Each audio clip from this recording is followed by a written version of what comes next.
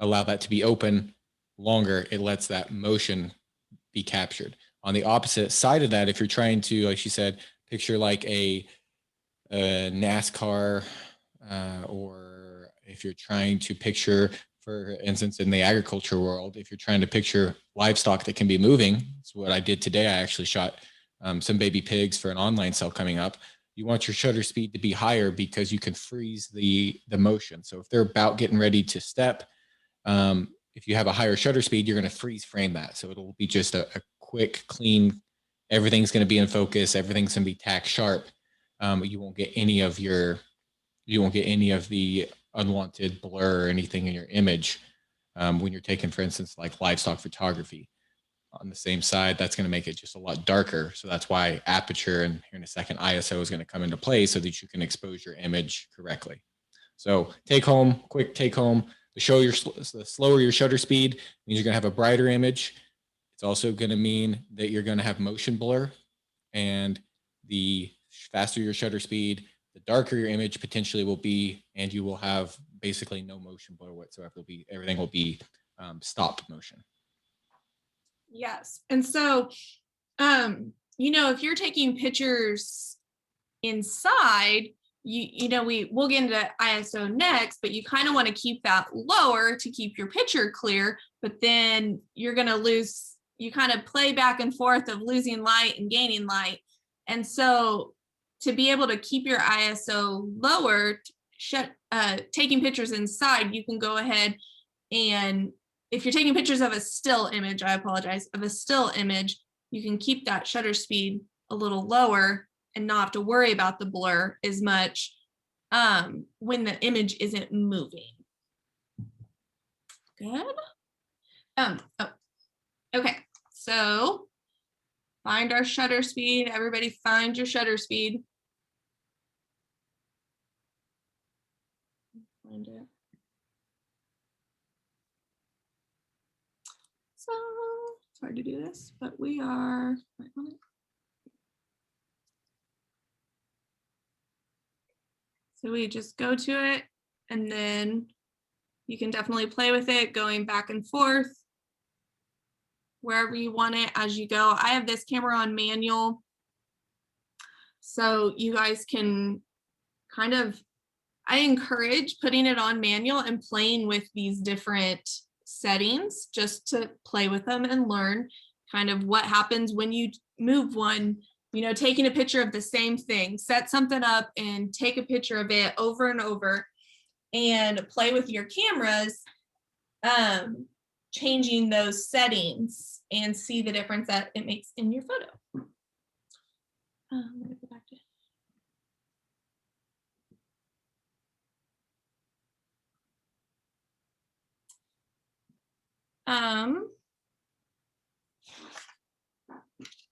So ISO, again, will brighten and darken your photo as you increase the ISO number. Your photos will grow progressively brighter. The ISO can help you capture image in darker environments or be more flexible about your aperture and shutter speeds. However, raising your ISO has consequences. A photo taken at too high of an ISO will show a lot of grain, also known as noise, and might not be usable. You should always try, if you can, and stick to the base ISO to get highest quality images. And you can't always do that, but kind of trying to stay as low as possible, and you'll have clearer images. Taylor. Yeah, okay, so if you look at the bottom of the little diagram here, the little triangle here, ideally, if you're wanting, so ISO, basically what ISO really means is what ISO actually does is it changes the sensitivity of the sensor. How sensitive is your sensor on your camera to light? So the higher the ISO number, the more sensitive it is to light. And the lower the sensor or the ISO number, the less sensitive it is to light. So if it's a lower number, it's going to be darker because it's not as sensitive to the light that's coming in and hitting that sensor when it's capturing the image. Conversely, the higher the ISO, whether you're at 6400 or 3200 or even bigger than that, that's going to be really, really sensitive to light. So it's going to, a little bit of light getting through there will be captured and it can expose your image. So you actually will be able to see what, if you're playing with these other aperture and shutter speed and you need it to be a little bit brighter, you can always crank your ISO up just a little bit, and that will help you achieve the proper exposure. Like Sarah said, you have to be really careful though, because the higher the ISO you have, the more grain or noise or you see these photos, like maybe old photos and stuff from that are black and white, for instance, that are like printed out um, 50 years ago or however many years ago, and it just seems like the image just looks old. It's just got these little bitty tiny dots on it, all over. Very grainy is what you call it, and that's because a lot of times if you're having that on your digital cameras now, it's because your ISO is really high in order to expose that image. So the best rule of thumb is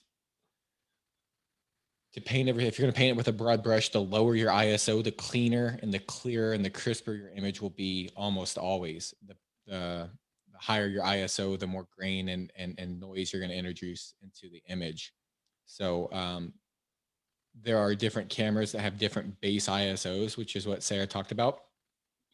So to make things really easy, the lower, as a real easy rule of thumb, the lower your ISO, the better, almost always. As far as cleanliness of your image, there are some cameras that their base ISO may be 400 instead of 100. They still may go all the way down to 100, but the one that their cleanest image possible out of that camera might be at 400 or at 200. So it's something you can usually check on, like on your cameras. You can either Google it or you can maybe research it on YouTube to figure out your model and what your base ISO is. But I'm just going to tell you the best thing for you to do is just assume that it's 100 or just as small of a number as you can get on your ISO. That's going to be your best option without any research or anything like that. It'll always give you a really clean image if you're shooting at 100 ISO. Thank you. Yes. Okay, so let's look at our cameras and find it where it's at. So all those on mine are just right at the top. And sometimes it's always easier to, especially like as you're learning, it's always easier to make that ISO higher because you instantly get a brighter picture. And so you gravitate to wanting to do that. And so it's harder to remember, no, your picture won't be as good quality as we go higher. So kind of play with those, the aperture and shutter speed a little bit to try and brighten that picture those ways to be able to keep your ISO lower. Let's see. So up here, kind of at the top on some cameras, they're not all the same, obviously. So we have manual, and then we have the AV, the aperture priority mode. So this way, if you have it set at AV, see, so it is going to, the shutter speed and the ISO, the camera determines it. So it's kind of halfway manual. The aperture priority is a semi-automatic mode. So you will have control of the aperture and the camera adjusts the shutter speed and the ISO dependent on your aperture. So you kind of just play with your camera and see what works for you and where you like it. It's kind of, sometimes those are good places to start, and then it is fun to just play in the manual and kind of learn the different of the triangle and kind of the give and take of those to find what's best for your picture, because you can set it and not relying totally on your camera, because a lot of times it doesn't know best. It does fairly good at helping you get close, but if you can really play with that manual and know the triangle good and kind of the give and take on those settings, you can make a better picture, or make the camera take a better picture, kind of, I guess what I'm trying to say. Then the other one is the the TV. I don't know if you guys can see it. So that is shutter priority mode. So if you have fast moving subjects and you need the shutter speed to be very fast, then you use the shutter speed priority mode to avoid that the subjects are blurred when they shouldn't be. So again, it's kind of a semi-automatic mode that you can use. Taylor, do you have anything else on any of the other kind of modes through the camera? I'm getting ready to get into focus a little bit more, but I didn't know of the ones kind of playing with the different. My advice would be, depending on what it is that you're trying to shoot, you can play with the AV, which is it's AV on most cameras, but sometimes it's the letters may be different. But most cameras it'll say AV, which stands for aperture value. If that's what you want to do and you want to try to get like a really shallow depth of field, like we talked about earlier, and that's your main priority for your photo, that's a really good option to use, would be the AV mode or the aperture priority mode. If you're wanting to use, if you're wanting to capture like stop motion, and you want, so for instance, imagine you're some practical use here. If you're photographing livestock, that's what I do. You're going to want your app or your shutter speed to be ideally at least 1/250 to make sure that there's no like motion blur. Like when they take a step, it'll actually stop it. You know, there won't be any, these animals are moving around just a little bit. It'll make sure that it's razor or tack sharp, I should say. So you can use the shutter speed, which is the TV, stands for time value. So it's basically telling the shutter the time value in which it should open and shut, how long that is. So that's a little bit, hopefully understanding what AV and TV stands for might help you understand better how to use those settings. If you just understand that, you know, time value means the shutter, it makes more sense that way versus just saying it's the TV mode. Because I know the first time I ever picked up a camera, I thought the TV mode meant, hey, we're fixing to shoot a video. And I could never ever get it to work. It definitely, but that's not what it means. It makes more sense once you understand that TV stands for like time value. So just that, those are just a couple quick things that might help you understand that a little bit better. If you're looking at it or playing with it later, maybe this will kind of jog your memory and you'll understand what those stand for. Perfect. Okay. So now we're going to talk just a little bit about focus modes. So, you know, there's multiple different, like I said, kind of all of it. You can make it to where the camera does it all and you just shoot the picture, or you can make it manual. So on mine over here on the side, you have manual and autofocus. Autofocus, it's going to guess what you want to focus the picture on. So you can change.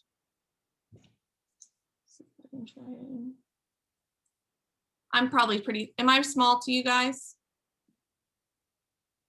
Let's go, hold on. Let me stop sharing my screen.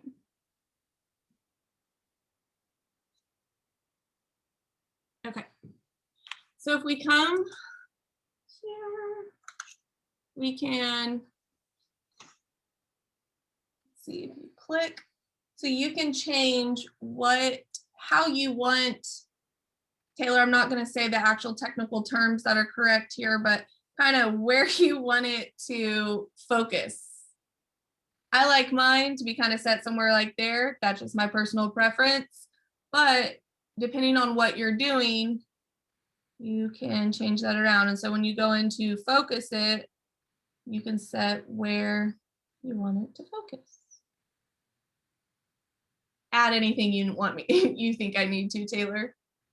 I would just, the only thing I would add is that hopefully you need to understand that in this LCD screen you're looking at, when it's centered in the center, like what she is showing right now, or if it's on the right or left, top, bottom, it doesn't matter where that is on your camera where it's focusing. Understand that it's not focusing on that portion of the image. It's focusing on, it's only looking in that portion of the image for something to focus.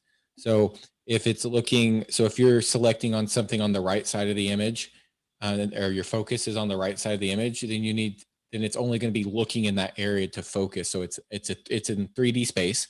It's looking through, it's trying to decipher in 3D space in this area, these parameters in which you said, let's focus over here, camera, is looking in 3D space for something to focus on.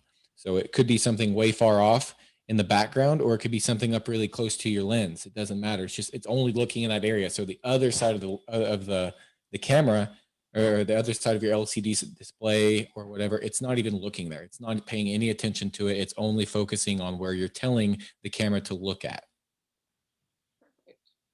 But yeah, so on autofocus, like we said, that's the camera is going to follow the direction that wherever you set that. So mine's set towards the middle. So if you autofocus, it's just going to follow that and try and guess what you want it to focus on.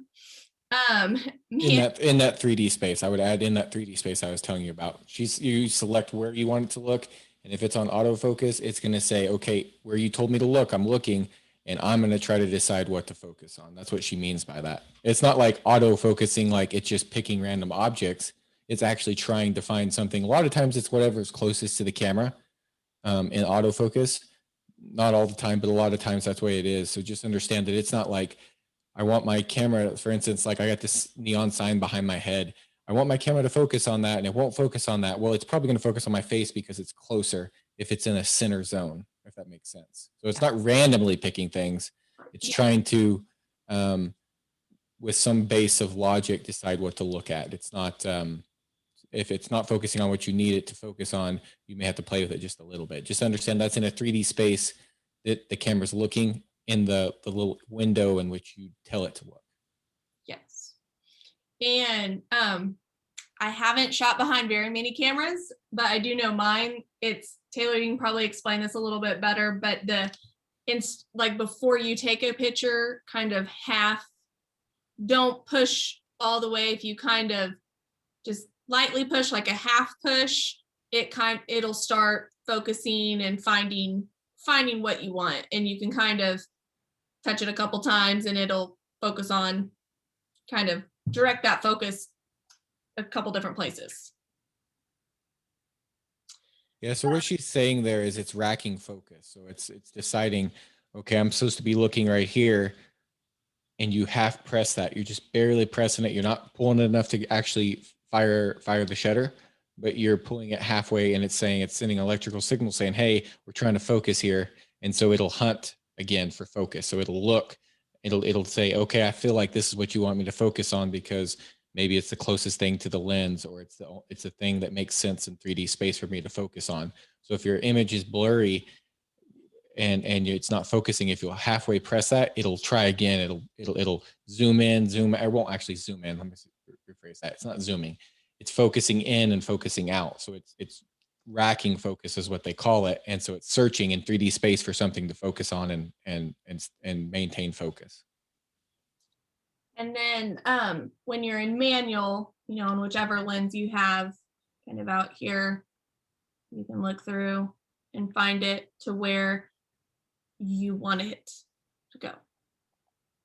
Taylor, help me. Okay.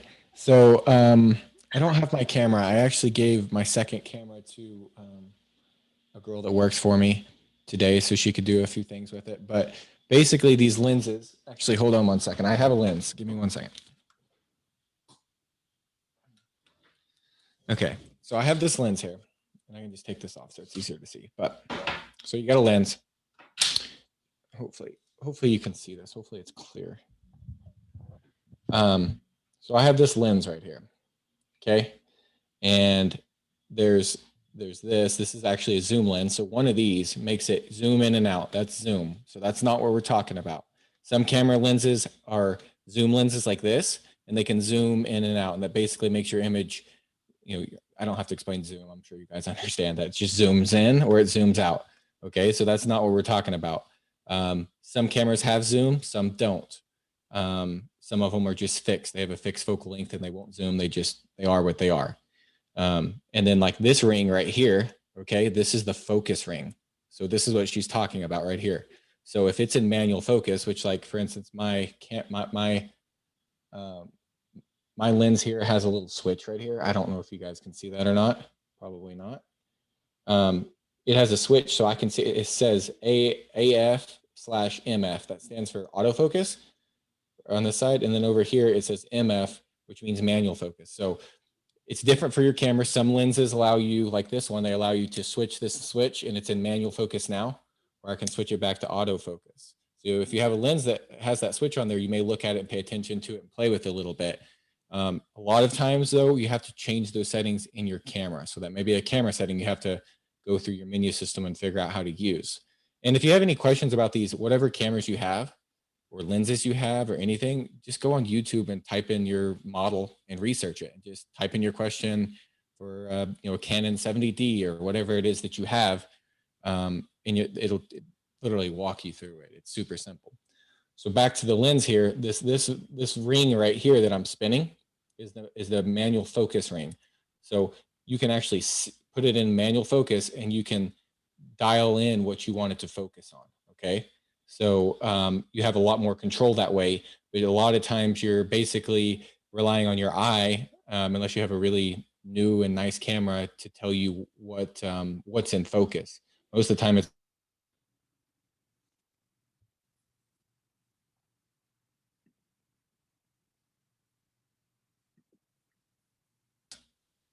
you can do those same kinds of things using manual focus. You can decide whether my face is in focus or whether this lens is in focus. So now my face comes back to focus. You can achieve. You see how that was slowly changing focus from this to my face. You can achieve that same thing by using this focus ring on your manual focus lens. It's kind of like a manual focus is really for people who want to really have control over what they have in focus, and they don't want to mess with the they don't want to have the camera decide for them or go mess with autofocus. It's really useful if you know how to use it, and I would recommend trying it out. Okay. Taylor, I'm going to have you, I know some popped on after, introduce yourself, kind of tell us what you do, tell us your story. And I know you've given quite a bit of tips and tricks to us along the way here tonight, but just let us know what any tips or tricks, anything you think. Okay, yeah. So my name is Taylor Fort. I am a livestock photographer and videographer. I also do event live streams. So for like livestock shows and stuff, I will live stream those so you can watch, on YouTube or Facebook Live or wherever it is that you see livestock shows. I do all of those things. I just recently started doing this about 8 months ago. So what I do like on a daily basis, or maybe not a daily basis, but like a project, for instance, today I actually went to a breeder's house. He raises show pigs, and we shot 17 baby pigs. We photographed them, we videoed them, and here in about a week or so, they're actually going to take those photos and videos and upload them online, and they're going to have a sale online. So they're going to have an online sale to market those pigs. So I help do that. I provide that service for them. I also help market their pigs. So if people are wanting a second opinion, what do you think about this pig, or how would you describe this pig? Where do you think this pig? Where do you think he should show or she should show, or something like that? If they have any questions about their purchase or potential purchase, they can call me too, and I'll answer those questions as well. I'm trying to think here. Furthermore about me, I graduated from Texas Tech University with an agricultural communications degree. That's where I learned a good portion of what I know about photography, and that's really good. But I will tell you, if you are interested in photography or videography or really anything, anything you're interested in, doesn't have to be photo, video, or like anything you're interested in, the best resource you're ever going to have is to really just log into YouTube. Everybody has YouTube. There's a billion tutorials on YouTube. And if you're wanting to know how to change the oil in your truck, or you're wanting to learn about ISO, aperture, and your shutter speed, you can learn all those things. I would say 75% of what I know about photo and video on YouTube online. And I went to school, and that's what they teach you in ag communications. One of the sectors they teach you is video and photography and design and things like that. That's like half of what they teach you. And I would say I still learned most of what I know through tutorials online, based off what I learned in college. Now, I'm not sitting here telling you don't go to college or crush your dreams or anything like that, but just know that you don't have to pay for expensive courses to learn how to be a photographer or a videographer, or you don't have to pay for expensive courses to to get better at what it is that you want to do. You just have to have the drive and the motivation and the curiosity to learn how to do it. And all these resources are free, on YouTube, and there's other platforms that you can look into too. But I would recommend that if you don't ever have a question and you feel like I just don't know, or you're struggling with your cameras and you're like, yeah, this is so frustrating. I can't get my settings dialed. I just want to switch back to auto. And I don't want to mess with manual, or I don't want to mess with the time value or the aperture value or any of that stuff. It gets frustrating if it ever that happens, and it will. Once you try it, it'll get frustrating. I recommend you go research it a little bit. It's super easy. YouTubers are awesome, super entertaining. I highly recommend it. So, anyone got any questions? Sarah, anybody?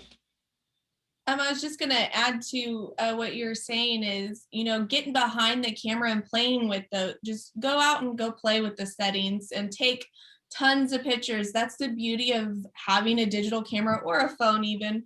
I was gonna say for those with phones, the iPhones, you still can take really good pictures, going to that portrait settings, tapping the screen, you can kind of mess with it a little bit more, or a little bit more than they used to be able to. And you can still blur the back of some pictures and make them look fairly good if what you have is a phone.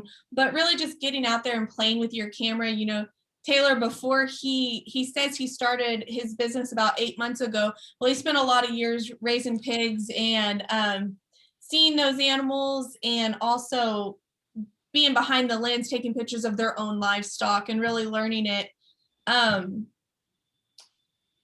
that way too. But I also wanted to say, if any of those, we have another livestock photographer coming with us next week too, and something you'll know between our livestock photographers that are coming to talk to us, what makes a good livestock photographer is knowing what livestock need to look like as well when you're taking those pictures, making the subject, it's just like taking pictures of a person. We want to make that person look good.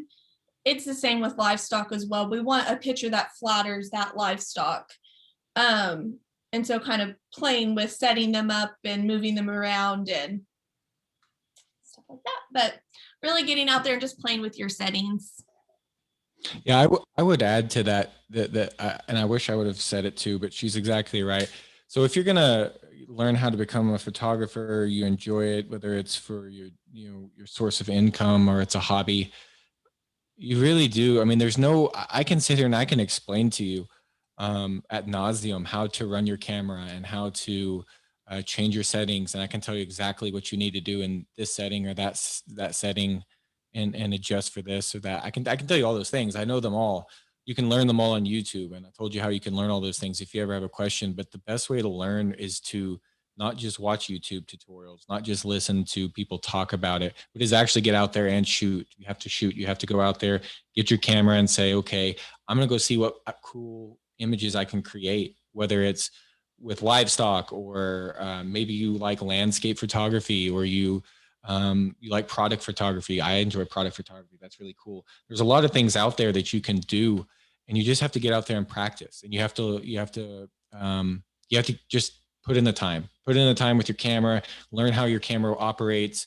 You'll start feeling really confident when you're with your camera, when you're like you're taking a photo of something and you realize, oh, that doesn't look like I want it. And your fingers are literally like muscle memory changing settings. That's when things start to really get fun, because you don't even realize you're just on the fly changing settings, and then you take and that's not quite what you want. And you just roll through it, and you don't even It's like driving a car.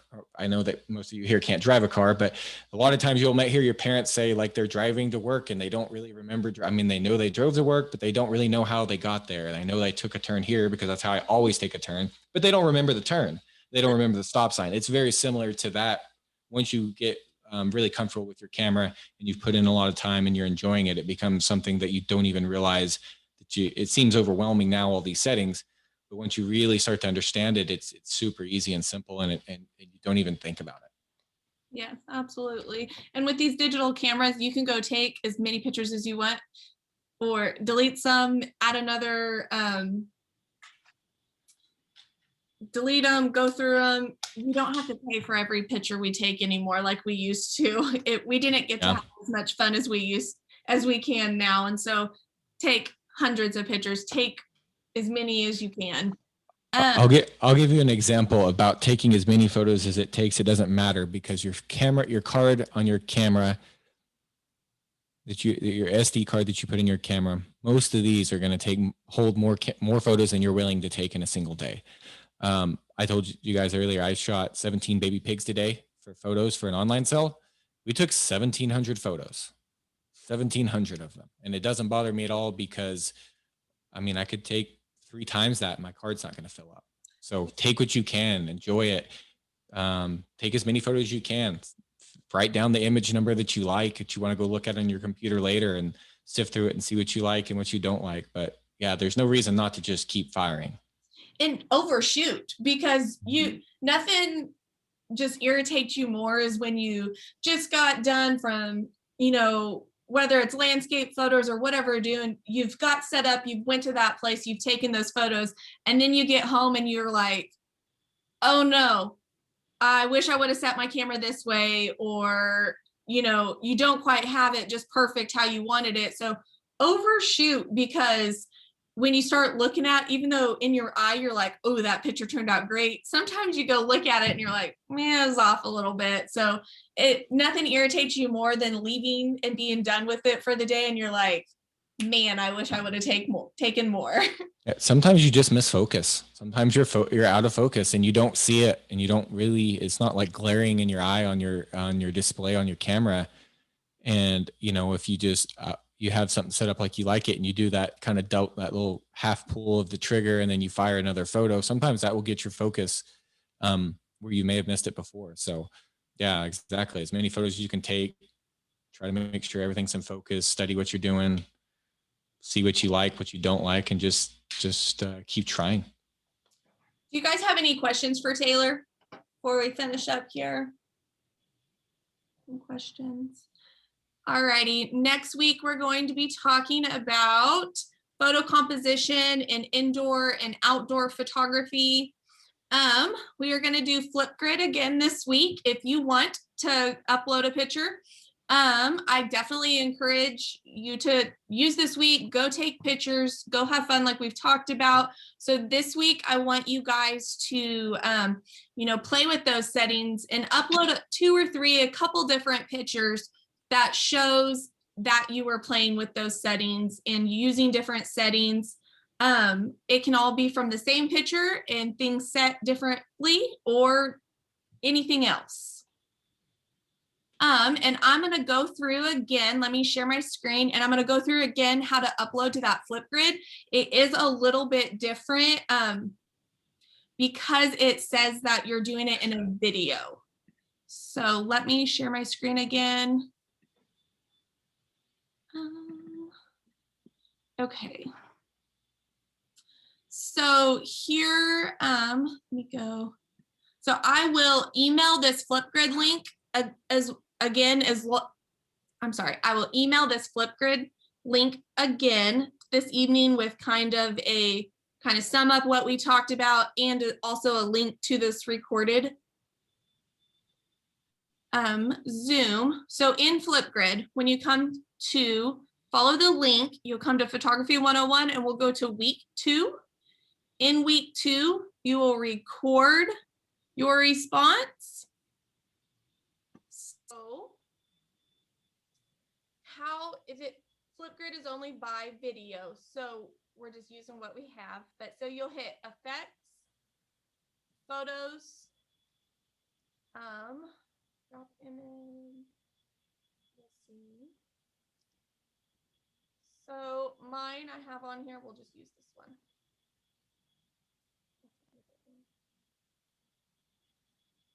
Let me get one that's solid. Okay, so your picture will pop up, and then just expand your picture to wherever it fits. If it's a horizontal picture, it'll fit the whole page, but expand it to where it fits, and then you'll hit record. You only have to record it for a couple seconds, and then hit next for a couple seconds. In this description here, I want you to add what your camera was set at for that picture, and then submit. Does anybody have any questions over Flipgrid? Nope. Okay. So yeah, like I said, go take pictures this week. Take a lot of pictures. Pick your favorite of playing with those different settings and upload them to Flipgrid. And we will see you guys next Tuesday at 7 o'clock. We'll be talking about photo composition and indoor and outdoor photos. Thank you guys so much and have a nice week.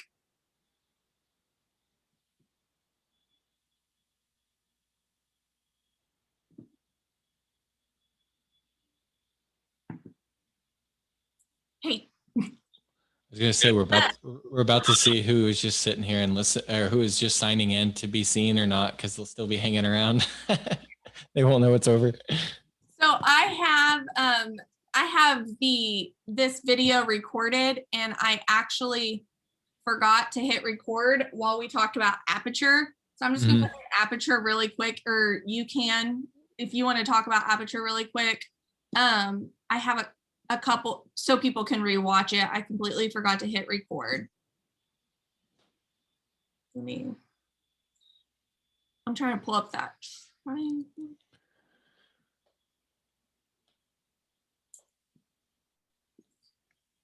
Okay. So we'll be just talking to ourselves real quick. Okay. So an easy way to think about aperture is kind of a real world way to think about aperture and understand it is imagine that you are in like your bedroom and it's nighttime or it's early morning, and your mom or dad comes in there and they flip on the light, and your eyes, they can't see anything.